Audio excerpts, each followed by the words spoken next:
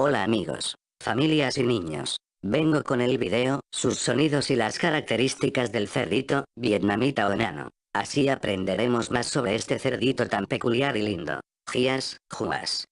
Gis, juas. Rakatakatakara. Yo me llamo Winky. Existimos varias razas en mi familia. Las razas son Göttingen, pigmea africana, mexicana Yucatán, y la mía vietnamita. Mi color es gris, blanco, rosado, negro, marrón, etc.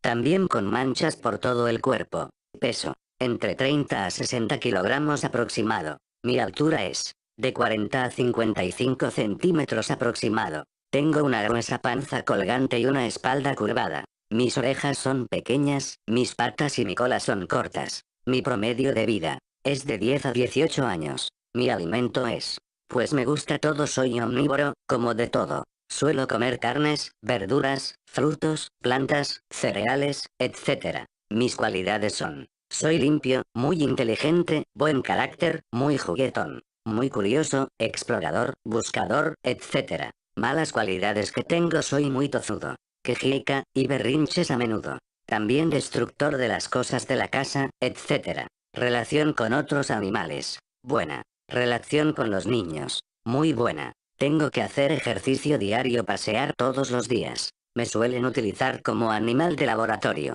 También para animal de compañía doméstica, y de mascota. Las hembras suelen tener de 5 a 15 cerditos en el parto. Provenimos de Asia. Mi hábitat es: me gustan los climas templados y semitropicales, no me gusta el frío. Eso es todo amigos. Gracias. Espero que les guste. Un saludito. Winky.